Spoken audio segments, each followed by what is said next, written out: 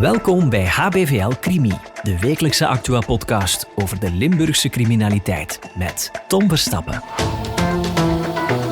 Op zaterdag 20 december werd Lucio Aquino volledig onverwacht opgepakt en overgeleverd aan Italië.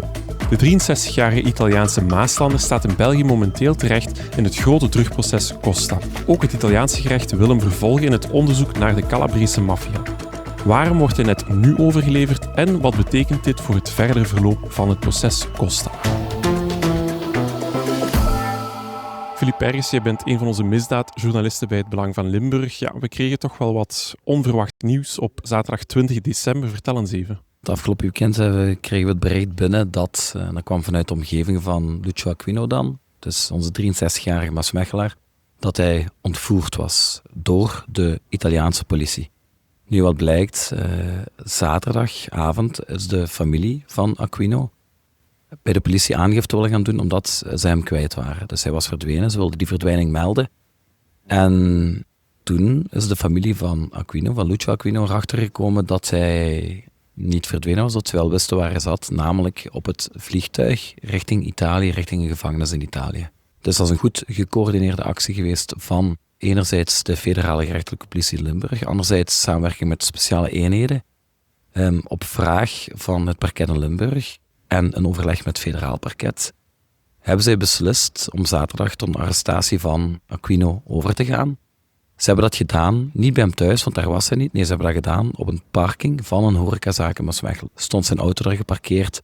Was hij daar met iemand anders? Dat weten we niet, dat kunnen we niet zeggen. Feit is wel dat ze hem overmeesterd hebben, dat het met heel veel machtsvertoon moet zijn geweest. Dat ze hem in de auto hebben gezet, als arrestant, hebben meegenomen naar de luchthaven. Daar stond een delegatie uit Italië te wachten, Italiaanse politie. En ze hebben vervolgens met medische begeleiding, dus een dokter, die mee het vliegtuig is gegaan, want Lucio Aquino heeft dus hartproblemen, mag niet vliegen, zou ook over een attest beschikken daarvoor. Ze hebben hem toch overgevlogen naar Italië, met medische begeleiding, met een dokter, moesten er onderweg complicaties optreden. Dat is eigenlijk in een notendop wat er gebeurd is die zaterdag. Ja, dus eigenlijk minutieus voorbereid ook. Nu, wat weten we eigenlijk over Lucio Aquino? Wel, Lucio Aquino is helemaal geen onbekende, zowel niet bij politie, zowel niet bij gerecht, ook niet bij een Limburg, zelfs verder buiten. Lucio Aquino is de oudste van een familie uit Maasmechelen, een Italiaanse familie, die hier opgegroeid zijn, het merendeel toch van de broers en de zussen. Nu, die hebben een beruchte reputatie opgebouwd, omdat zij al, en dat mogen we wel stellen, vele jaren bezig zouden zijn, daarvan ook beticht worden door politie-justitie. Cocaïnetrafiek, dus de import-export van cocaïne. Ook andere drugs trouwens, waar ze ook al voor veroordeeld zijn. En Lucio is dan één van hen die als persoon genoemd wordt, als verdachte en dat soort zaken. Dus een drugshandelaar die banden ze onderhouden met de maffia in Calabrië, in Italië. En ook een van de grote namenkopstukken in drugsonderzoek Costa, een zaak die momenteel nog loopt, die rechtszaak. Ja, want Lucio Aquino is ook iemand die zeer veel talen spreekt. Hij heeft ook rechtstreekse connecties in bijvoorbeeld Colombia, om maar iets te zeggen, hè? Ja, dus dat wordt gezegd van hem. Dat hebben ze ook gezien uit de onderschepte Sky ICC-berichten, zoals die telefoonkraak die er geweest van versvulde berichten. Daarin hebben ze gezien Italiaans, Engels, Nederlands, maar ook Spaans. Hij zou dan rechtstreeks contact hebben onderhouden met de leveranciers, zijn de kartels of de mensen gelieerd aan de kartels in Zuid-Amerika. En tegelijkertijd ook contacten dan met de afnemers van de cocaïne, dus hij als tussenpersoon afnemers van cocaïne in Italië, zijnde volgens de Italiaanse autoriteiten maffialeden. En voor de vermeende drugsfeiten staat Aquino onder andere ook terecht in dat proces Costa. Italië is al geruime tijd vragende partij voor zijn overlevering. Waarom is dat eigenlijk? Wel, in 1923 is hij al een keer gearresteerd geweest voor zijn rol, volgens de Italiaan dan, in het onderzoek, antimafia-onderzoek Eureka. Die zaak die loopt al vele jaren. In 2023 heeft dat geleid tot tientallen huiszoekingen. Ze hebben toen ook de cel doorzocht van Lucio Aquino, want hij zat op dat moment al vast voor de drugszaak Costa, die al langer liep. Ze hebben hem toen ook aangehouden in die zaak en er kwam vanuit Italië een Europees aanhoudingsbevel, dus een EAB, wat ook is goedgekeurd hier in België, voor zijn overlevering. Want de Italianen willen hem voor zijn rol, ze verdenken hem ervan dat hij nauwe banden onderhoudt met de Calabrische maffia, ze willen hem daarvoor voor de rechtbank brengen, berecht in Italië. België heeft dat Europese aanhoudingsbevel goedgekeurd om hem over te leveren aan Italië. Maar er zou een afspraak bestaan tussen het gerecht in Italië, justitie in België, zou een afspraak hebben van we doen dat pas wanneer Costa, dat grote drugsonderzoek van hier, wanneer dat volledig afgerond is. Dus die garantie zou bestaan. Zou ook zijn medegedeeld aan Aquino zelf, aan zijn advocaten. En van daaruit horen we ook van dat die garanties ook op papier staan. Dus dat het daadwerkelijk zo is vastgelegd op papier dat hij pas naar Italië moet wanneer het zover is. Ja, en dat doet natuurlijk één vraag rijzen. Wat is er dan juist veranderd tussen de start van het proces Costa en vandaag, waar dat hij dan toch is overgeleverd aan Italië? Ja, dat is natuurlijk de grote hamvraag waar iedereen denk ik wel het antwoord op wil kennen. Dat antwoord is ook bekend. Denk ik, daar moet iets gebeurd zijn. Iets wat geleid heeft tot de hoge dringendheid van de uitvoering van dit Europese aanhoudingsbevel. Is dat vanuit België gekomen? Is dat vanuit Italië gekomen dat dit moest gebeuren? Is niet duidelijk. Feit is wel dat zij op voorhand afspraken hebben gemaakt. Italië, België. Dan vervolgens die operatie op gang hebben gezet om hem te arresteren. Dat is afgelopen weekend gebeurd. Dat was blijkbaar toch noodzakelijk. Noodzakelijk om, als het klopt dat er garanties zijn op papier, om die toch te verbreken en dit Europese aanhoudingsbevel uit te voeren. Alleen, wat dat precies geweest is, dat weten we niet. Dat zal nog wel duidelijk worden, denk ik.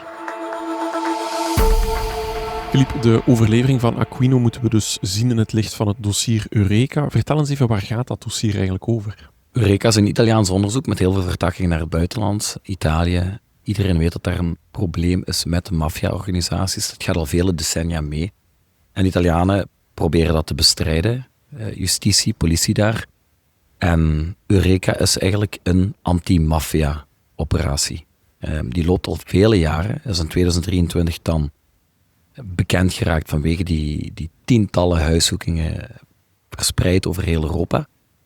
Waar gaat dat over? Dat is gericht op de 'Ndrangheta. De 'Ndrangheta is een hele machtige maffia-clan die opereren vanuit San Luca, een bergdorp in Calabrië, de regio Calabrië.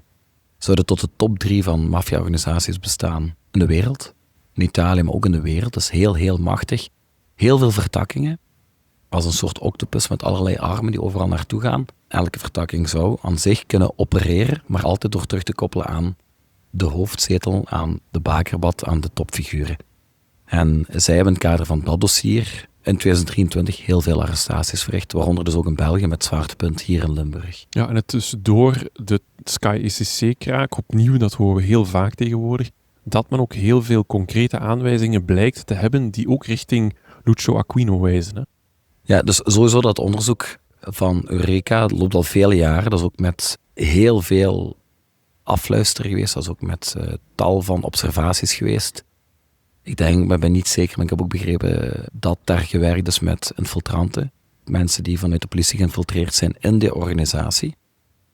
In die maffia-organisatie. En dat heeft dan allerlei personen in kaart gebracht. Nu goed, hier in Limburg gaat dat om een 7-tal personen die zijn gearresteerd geweest, waarvan een aantal heel belangrijke. We hebben dus 2 broers Strangios, 2 broers Nertas. En dan hebben we Lucio Aquino en zijn neefje. Nu, voor die laatste 2, daar komt heel veel van terug uit Sky ECC. Sky ECC was een kraak van versleutelde berichten. Dat is een applicatie geweest. Die is in 2020 hebben Belgische, Franse en Nederlandse speurders die applicatie, die app, kunnen kraken. Miljoenen berichten beschikbaar gekregen, dus kunnen lezen, die berichten. Een groot deel ging ook over, of waren afkomstig van Lucio Aquino, dus die eigenlijk open en bloot praten over zijn cocaïnehandel. Ja, en welke rol vervulde hij dan juist voor de Calabrische maffia? Wel, het is zo, we zien dat ook in Costa. Lucio Aquino is iemand die investeert in ladingen cocaïne die vanuit Zuid-Amerika worden getransporteerd overzees, dus per schip wordt dat naar onze havens gebracht hier in West-Europa, Antwerpen, Rotterdam. Van daaruit gaat dat vaak verder, of rechtstreeks ook vanuit Zuid-Amerika, naar Italiaanse havens. In Gio Tauro heb je een haven. Die haven, daar zou Lucio Aquino drugs hebben laten toekomen, dus op vraag van de Calabrese maffia. En op die manier is zijn naam in dat onderzoek gerold. Dus eigenlijk is dat via Sky ECC naar boven gekomen. Er zal ook wel ander bewijsmateriaal aanwezig zijn. Maar via dat hebben ze eigenlijk een bepaald stramien, een bepaalde werkwijze naar boven kunnen halen. Hebben ze aanvoerlijnen kunnen blootleggen die dan gelinkt worden dus aan de maffia. En daar was dan Lucio Aquino samen met zijn neef een speelfiguur, een tussenfiguur, een heel belangrijk persoon. Italië heeft de afgelopen jaren een stevige reputatie opgebouwd wat betreft het aanpakken van de maffia. Ze hebben daar ook een specifiek regime voor mafiosi, zogenaamd carcere duro. Vertel eens even, Philippe. Wel, Italië probeert nu al jaren de maffia aan te pakken door wanneer dat ze gepakt worden, daar ook heel, heel streng voor te zijn in hechtenis. Ze hebben dus een bepaald gevangenisregime, een maffiaregime. Ze hebben maffia-gevangenissen, meerdere, verspreid over Italië. En iedereen die zij verdenken, die geleerd wordt aan personen die behoren tot de maffia, dus ook familieleden en dergelijke, die misschien initieel niks te maken hebben met criminele activiteiten van die maffia-structuur, van die maffia-organisatie, ook die worden daar opgesloten. En dat gevangenisregime is heel erg streng. Dat is isolatie, het grootste deel van de dag. Ik denk dat zij, afhankelijk van welk regime, want er zitten nog gradaties in, afhankelijk van het regime, is dat tussen de 1 en 3 uur dat zij een cel mogen verlaten. Als zij een cel mogen verlaten waar ze alleen zitten, dus geïsoleerd, als ze die cel mogen verlaten voor een wandeling, is dat met maximaal 2 andere gedetineerden. Altijd 24 uur per dag camerabewaking, dus heel hun doen en laten wordt gefilmd. Ze hebben geen rechtstreeks contact met bewakers. Dus enkel contact met 2 medegedetineerden die dan nog niet geleerd mogen zijn aan dezelfde organisatie waartoe ze behoren. Dus daar moeten verschillen zijn. En het bezoek wordt ook heel erg ingeperkt. Afhankelijk ook weer van welk regime. Kan dat 1 keer per maand zijn.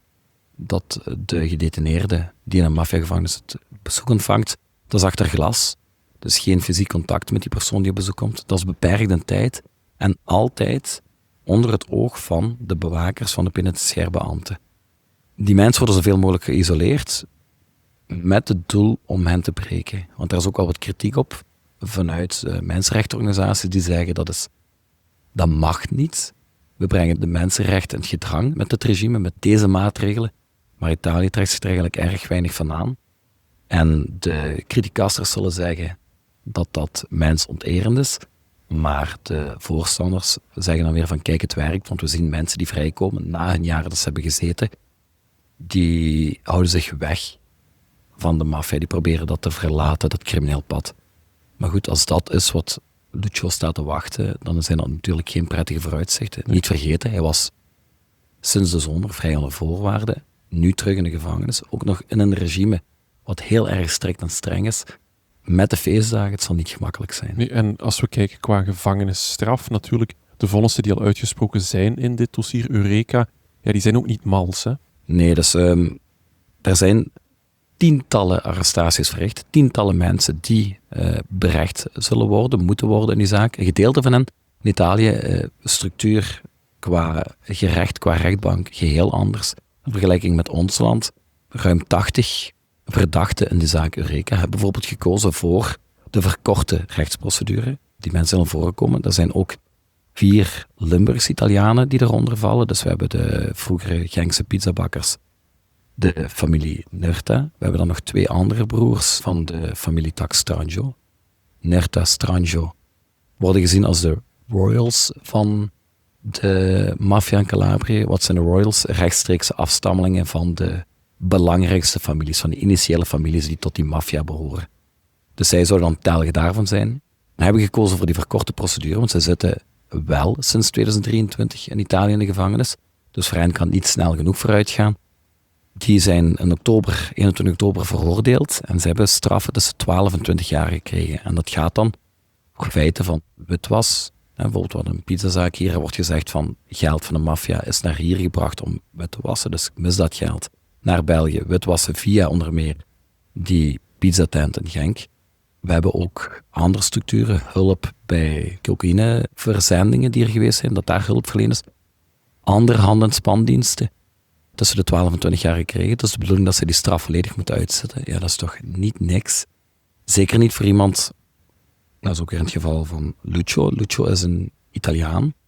De vraag is, als hij veroordeeld wordt in Italië en hij krijgt pakweg ook 20 jaar voor zijn rol in Eureka, dan betekent dat hij zijn straf niet hier kan uitzetten, dan zijn daar toch een goedkeuring voor volgt. Maar normaal is het de bedoeling dat een eigen onderdaan Dus een Italiaan van paspoort op paspoort, dat is een straf in eigen land, zijnde Italië, moet uitzitten. En dat wil zeggen ook volgens de regels daar, volgens het gevangenisregime daar.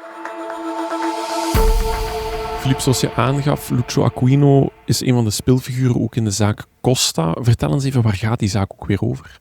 Ja, Costa vertoont heel veel overlappingen met Eureka. Als we kijken naar de rol van Lucio Aquino, is dat heel veel gelijkend. Dus import, export van tonnen cocaïne.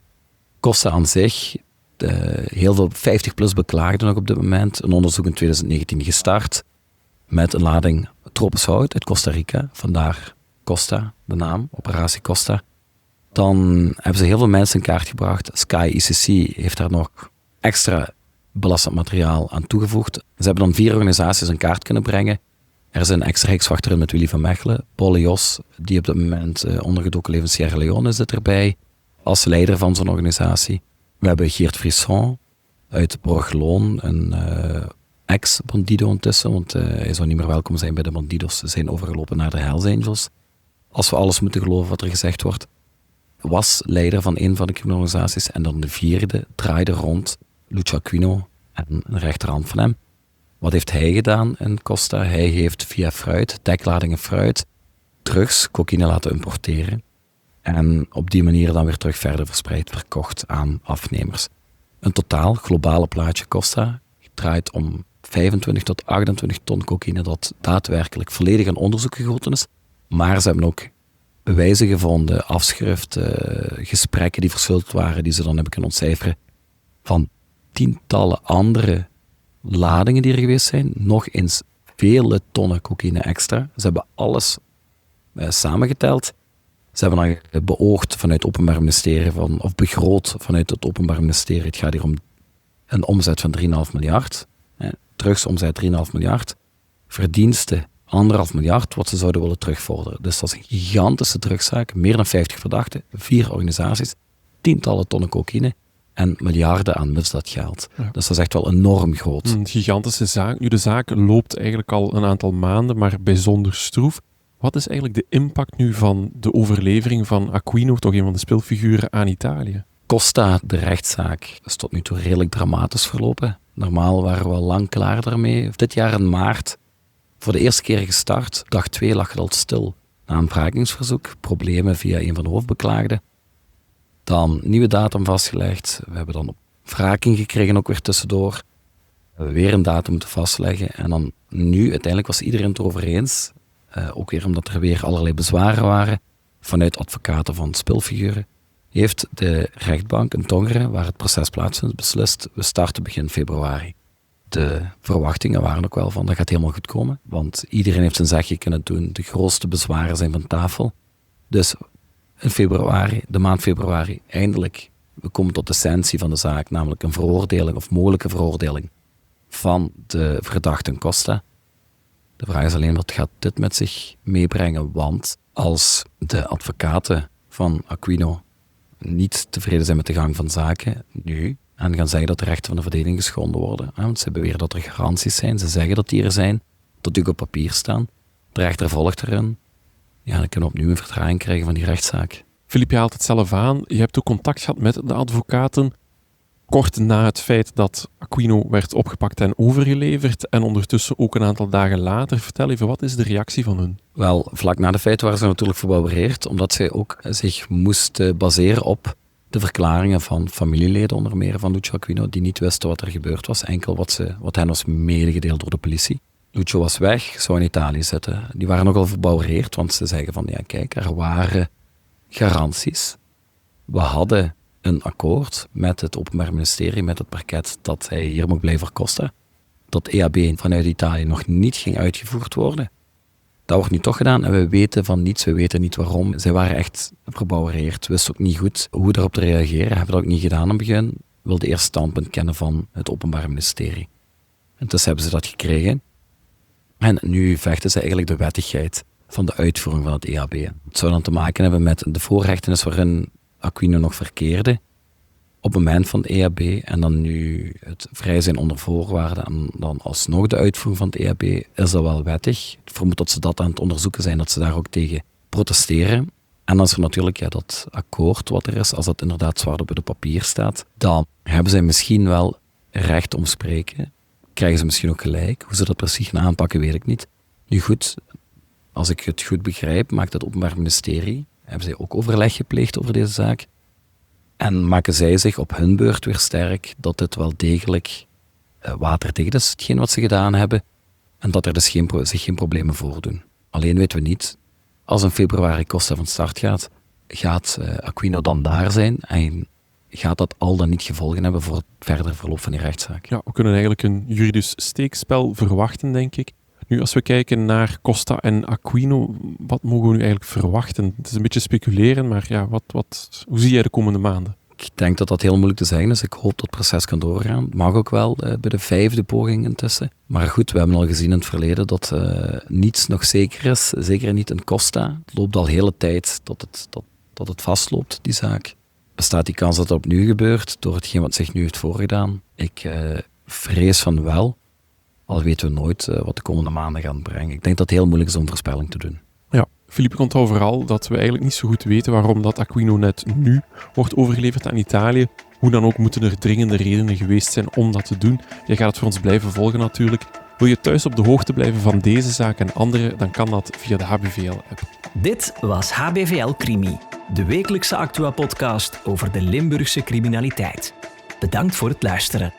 De credits van deze podcast vind je op hbvl.be of in de HBVL Nieuws-app.